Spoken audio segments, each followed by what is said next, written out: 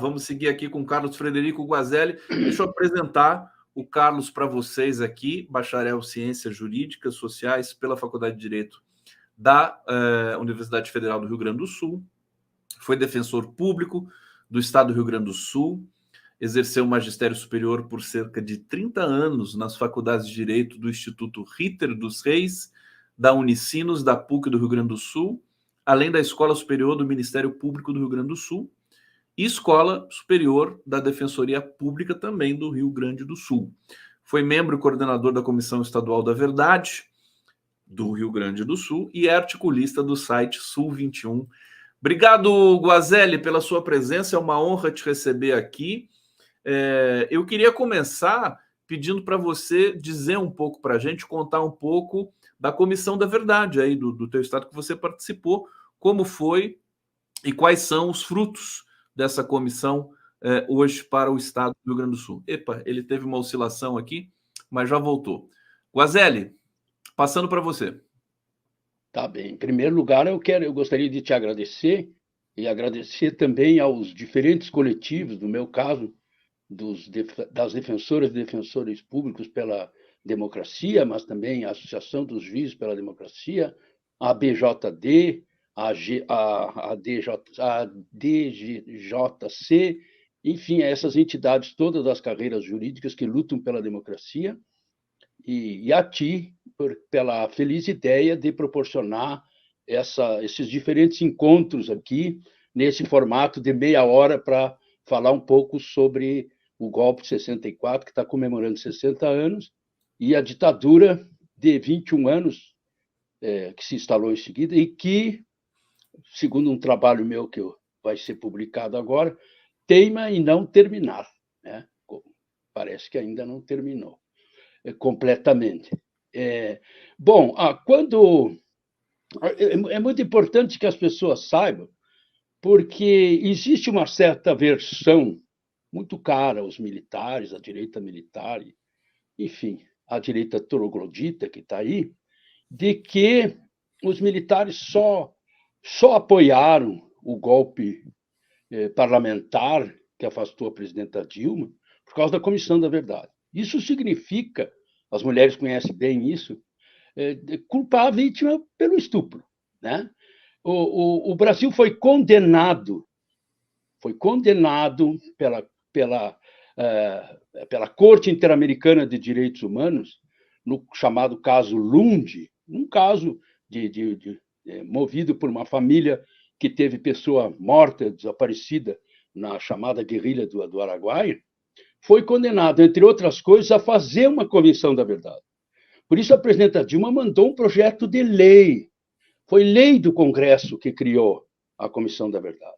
Inclusive, os 7 membros da Comissão da Verdade, foram escolhidos de uma forma bem variável. Havia, por exemplo, um advogado conhecido, né, José Paulo Cavalcante, que é um conservador, aliás, uma pessoa muito agradável, ligado ao Sarney. Havia um ex-ministro do STJ, não eram os 7 terroristas babando, né? O José Carlos Dias, que foi presidente da Comissão Justiça e Paz, a doutora Maria Rita Kell, a nossa querida Rosa Cardoso, né? Tanta gente que, enfim, com atuação na área jurídica, na área política, com tradição democrática, o professor Paulo Sérgio Pinheiro.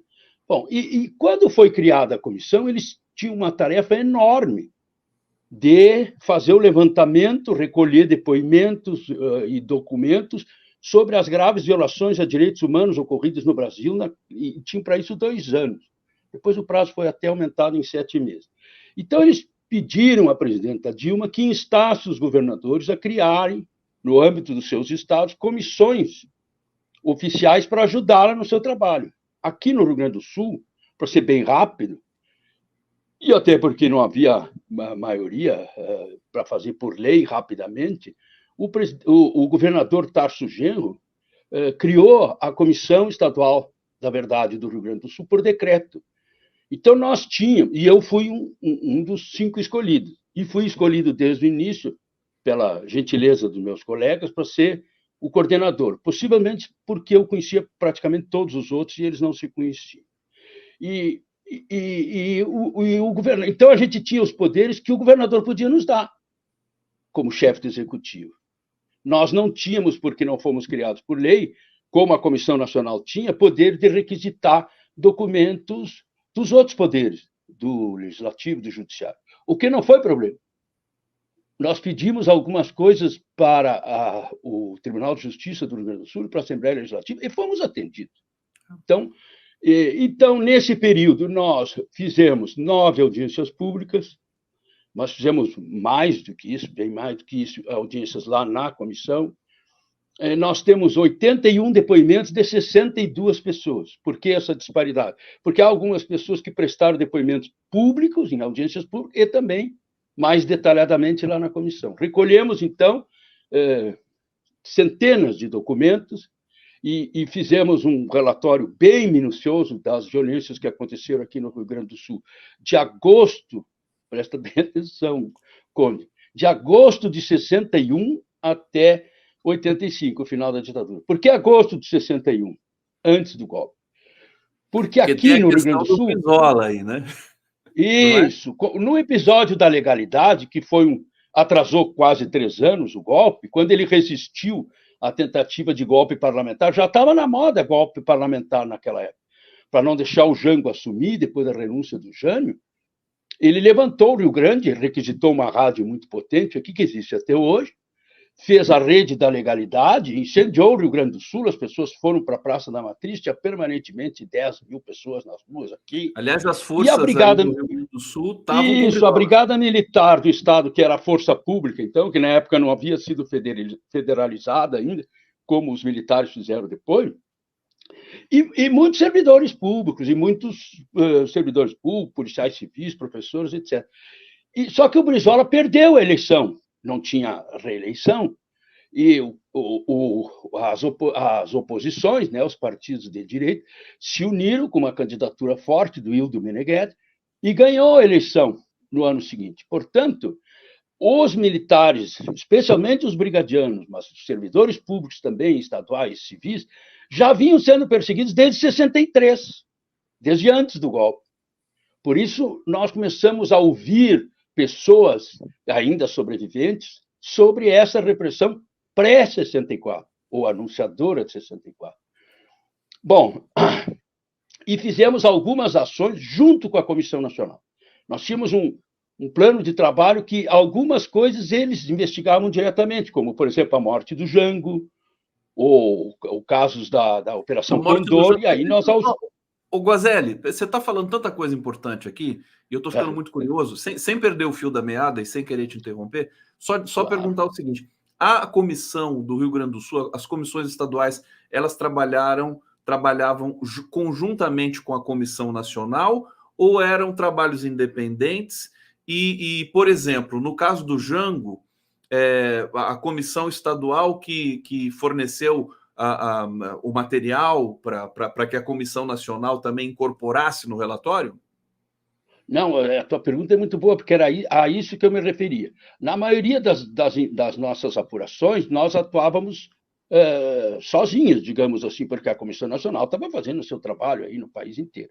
Algumas investigações no Rio Grande do Sul, por sua magnitude, por sua importância, por ultrapassarem as fronteiras do Rio Mampituba, né? Então, a Comissão Nacional é que fazia. Então, eu dei esses 2 exemplos. Operação Condor e a morte do Jango, a Comissão Nacional é que fez. Claro que nós apoiamos, estivemos juntos, indicamos coisas, mas foram promovidas pela própria Comissão Nacional. Aliás, na questão da morte do Jango, houve auxílio de peritos do Uruguai, do Chile, da Argentina e do Ministério de Direitos Humanos, que era a deputada Maria do Rosário, que é daqui também, né? E que participou, foram então pessoas do judiciário do Brasil. Então foi um trabalho multi-institucional, né? Então, esse nosso relatório, o nosso específico das coisas que nós apuramos, porque os relatórios, depois houve uma reunião em São Paulo, tu está falando de São Paulo, né? Acho que é, né? Sim, Tu estou estás falando de São Paulo. falando de São Paulo. Tá. Houve uma reunião aí em São Paulo, no ano de 2014, uns meses antes, para orientar e padronizar as comissões oficiais, que essas alturas do jogo não eram só de alguns estados, tinha alguns municípios, como São Paulo, como Santos, como Volta Redonda, como Rio de Janeiro. A repressão foi tão forte que tinham comissões municipais, na verdade, também. Então, todas essas comissões oficiais foram orientadas para padronizar as suas informações. Então, nós fizemos um relatório de acordo com essa orientação da CNV, da Comissão Nacional da Verdade. Esse nosso relatório integra o da CNV, que foi entregue à Presidenta da República em dezembro de 2014 e que está no Arquivo Nacional do Ministério da Justiça. E uma via completa, o nosso decreto previa, uma via completa, em meio físico e audiovisual, foi entregue aqui também, em dezembro de 2014, ao governador Tarso Genro, que a remeteu para o Arquivo Público do Estado, onde ela tem sido objeto de pesquisa de historiadores, de estudantes, de estudiosos do tema. É muito importante levantar essa questão, porque, então, não foi a Comissão Nacional da Verdade que responsável por tudo isso e pelo, então, ministro do Exército passar um WhatsApp, pelo WhatsApp, uma lembrança ao Supremo de que não ia admitir o habeas corpus do Lula. Toda essa manobra golpista, engendrada a partir de 2013, para afastar a Dilma, para afastar e tornar inelegível o Lula, evidentemente que recebeu o sinal verde dos milicos, senão não tinha sido feita. Eles podem até não ter participado minuciosamente dos detalhes, mas eles deram o sinal verde, senão não acontecia. Né? E não foi por causa da Comissão Nacional da Verdade. Né? E, bom, o que aconteceu? Sempre as pessoas perguntam, esses relatórios, tanto da Comissão Nacional como das estaduais, municipais, eles eram acompanhados de recomendações. Nós temos várias recomendações, até sem combinar com a Comissão Nacional da Verdade, muito na mesma esteira, principalmente pela questão da educação, do direito à memória, verdade e justiça, isso que se chama justiça de transição, né? Educação para os direitos humanos, essas coisas todas. Quando foi... Vamos contextualizar. Em dezembro de 2014, aí a presidenta Dilma foi reeleita, e em janeiro começou o seu inferno.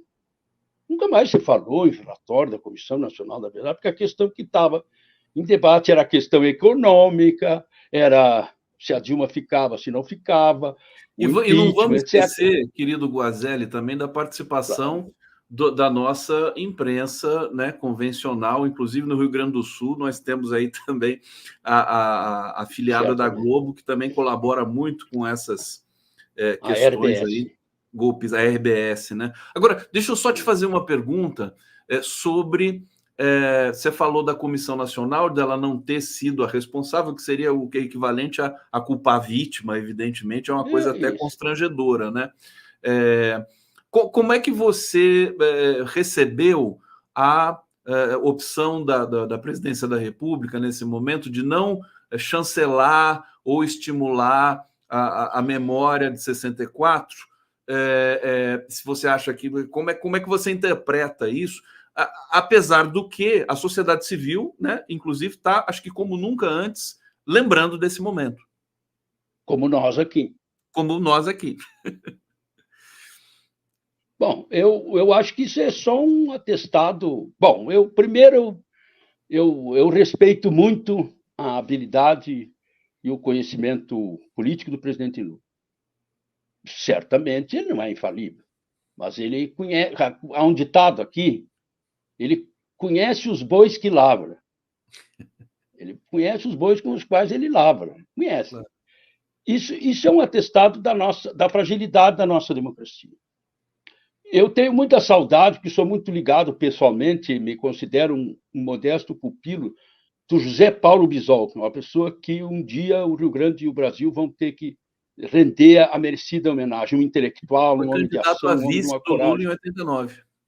Isso, um homem de uma coragem extraordinária, saiu do seu descanso de intelectual para assumir a Secretaria de Justiça e Segurança no governo histórico do Olívio Dutra, aqui no Estado, quando eu era chefe da Defensoria, né? A Defensoria Pública era secretaria na época. Eu já convivia, tinha relações até quase familiares com o Bisol, e aprendi com ele, nós aprendemos com ele que esta é uma democracia tutelada. Infelizmente, ela continua uma democracia tutelada. Nós temos essas fragilidades, temos esses limites. E, bom, agora eu não estou. Isso. Então, isso é uma demonstração eles, os militares, muito acuados. Estão aparecendo agora, nesse momento, estão aparecendo coisas feias. Desde o 8 de janeiro estão aparecendo coisas muito feias. Coisas que, por exemplo, a gente já sabia, mas que, enfim, não dá para... Até a imprensa oligopólica é obrigada a expor. E eu interpreto assim. Agora, nós temos que falar bastante disso. Porque o processo de justiça de transição no Brasil, justiça de transição é isso, é o conjunto de mecanismos judiciais, jurídicos, institucionais ou não, que deve acompanhar a passagem de regimes de exceção, devidos à guerra civil, a revoluções, à invasão de um país para o outro, a essa transição dessas situações para a democracia.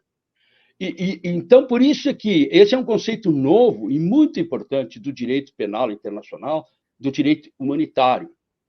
E por isso que quando é bem sucedido o processo de justiça de transição, a sociedade expõe as suas cicatrizes e as cura. E ninguém fez isso melhor no mundo inteiro do que a Argentina. Ninguém. É sempre bom lembrar, e o nosso processo de justiça de transição foi truncado e teve deficiência.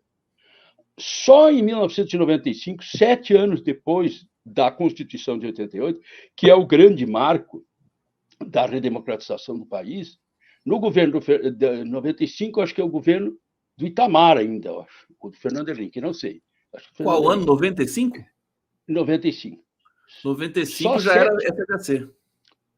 Já era o FHC. Só então foi criada a Comissão Especial de Morte e Desaparecidos Políticos, que é o primeiro passo, que foi extinta pelo Bossal no último dia do seu governo. E que não foi recriada. Está pronta, né? Está pronta para ser recriada. O ministro Silvio Almeida, desde março, trabalha num decreto, março passado. Pediram até para ouvir os militares. Os militares parece que a notícia que tem é que os militares não se opõem. Não. E não sabe por que está lá na Casa Civil, parado. A Comissão Especial de Mortos Desaparecidos Políticos. Nós temos aqui uma conterrânea, a Suzana Lisboa, que é uma das pessoas que trabalhou muito, inclusive para descobrir a vala de Perus, aí em São Paulo, 100 e tantos desaparecidos e mortos, um trabalho extraordinário. Está lá parado. Mas esse foi o primeiro passo. Depois, só no final do governo do Fernando Henrique, em 2002, foi criada a Comissão de Anistia do Ministério da Justiça, que começou a funcionar, então, com o Lula. Fez um trabalho extraordinário. Inclusive, não só, mas inclusive quando o Tarso era o ministro da Justiça, e ela foi dirigida pelo Paulo Abrão, que é um jovem que tem uma atuação extraordinária nessa área de direitos humanos, tanto que foi depois para a Corte Interamericana de Direitos Humanos. E lá inclusive, sofreu um golpe. Sim, aí ela não foi extinta no governo do Bossal, mas ficou esvaziada. Essa foi recriada agora. Está sendo de novo. E a terceira etapa foi a Comissão Nacional da Verdade. Então foi sempre, voos de galinha, foi sempre truncada, teve essas incidências. Só que é bom lembrar uma coisa, Conde, que eu gostava de dizer quando me convidavam para fazer palestras sobre o assunto. Eu gostaria só de lembrar que isso não é um defeito, é um defeito nosso, da nossa democracia, mas não só da nossa democracia. Na França, no final, nos anos 70, o Alain Resnais, se não me engano, o Alain Resnais, fez um filme chamado La Combe Lucien, que é a história de um guri na Provence, que é colaboracionista, que foi colaboracionista dos alemães. Uma história real. Quase caiu a Quinta República. Dali uns 10 anos, o Truffaut fez um filme chamado O Último Trem, que é o último metrô. O Gerard Depardieu, jovem ainda, a Catherine Deneuve, no auge. É um filme extraordinário. Também fala sobre o colaboracionismo na Paris ocupada. Tremeu de novo a Quinta República. Na Espanha, o Baltasar Garzón, um juiz festejado no mundo inteiro, porque ousou prender, lá na Inglaterra, o Pinochet, fez com que o Pinochet ficasse um ano e tanto atrasado, atrapalhado, pois deram um jeito de expulsá-lo, de tirá-lo do tribunal, ele teve que ir para a Argentina, porque ele ousou abrir um processo para investigar a ossada de mais de 40 pessoas no País Basco, que tinham pessoas mortas, enterradas, torturadas, no governo do Franco, na Espanha. E a Alemanha também não fez o seu processo de justiça de transição completo, nem dos crimes do nazismo, e nem depois com a incorporação da República Democrática da Alemanha. O Brasil não está sozinho, então. Não está sozinho, é isso que eu quero dizer. O Uruguai foi até uma parte do... O que não nos absolve, mas só para mostrar que, agora, esses lugares têm democracias mais consolidadas. Nem tanto assim, porque a gente está vendo agora a Europa ser portada de uma maneira sabuja em relação aos Estados Unidos, no episódio tanto da Ucrânia como de Gaza. Mas, desculpe, eu estou aqui fascinado deixar passar isso. Com a sua presença, porque você sabe contar uma história. Quando isso acontece, a gente fica querendo mais até tempo, né? Vou ter que te chamar de novo depois, viu? Para a gente contar uma história mais larga. Deixa eu só trazer a reação aqui do nosso público, está acompanhando aqui com muita atenção a sua fala. O Paulo Paiva tem uma mensagem aqui que ele mandou antes para a gente. Conde, por quantas embaixadas você acha que ele passou, está falando Bolsonaro, né, até chegar na Embaixada da Hungria, né? Não acho que foi a primeira opção. Não deveria ser investigado? Tornozeleira nele. Obrigado, Paulo Paiva. Cidara Souza, parabéns às entidades parceiras, ao canal do Conde e outros canais por essa programação especial tão importante. Excelente a fala do Carlos Guazelli, que ouço daqui de Porto Alegre. Muito bom, obrigado, Cidara. E Cacá Matos está dizendo aqui, certíssimo o que o Guazelli está falando, sempre tenho que lembrar e nunca esquecer. Acho que é isso que ele falou. Sim, vamos fazer dessa luta uma história. Um museu também, parabéns, muita paz. Eu queria te perguntar, Guazelli, o que falta para o Brasil virar essa página, né, devidamente lida? Não vou dizer de uma vez por todas, porque essa expressão é perigosa, mas para a gente ter um pouco mais de dignidade com relação a esse passado. O que falta, na sua opinião? Bom, eu acho que falta completar o processo de justiça de transição. E é importante considerar o seguinte, que eu estava lendo, até para esse outro trabalho aí que eu estou fazendo, escrito, que vai sair numa revista aqui de uma entidade aqui das carreiras jurídicas daqui. Até quero mandar um abraço para a Cidara, eu conheço ela também. E que é filha da Antônia Mara, que vai falar amanhã. Que legal. Que é juíza de trabalho, aposentada, né? Entre outras coisas. Bom, eu acho que o nosso processo de justiça de transição tem que ser completado, retomado e completado. E acho que deve ter uma ênfase, talvez tenha gente no meio progressista até que não goste muito do que eu vou dizer.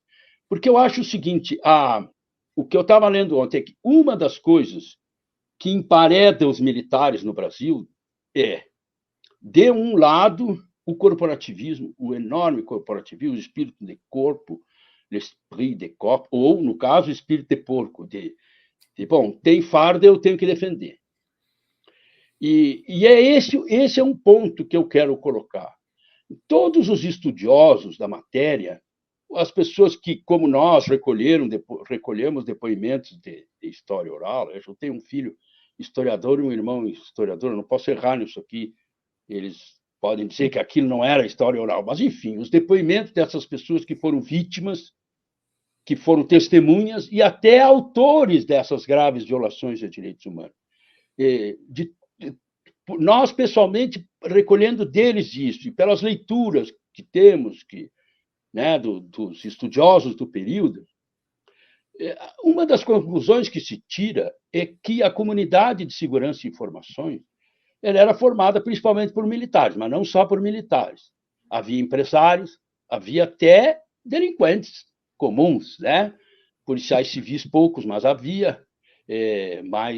Policiais militares poucos, eram principalmente policiais civis dos estados, Polícia Federal, etc.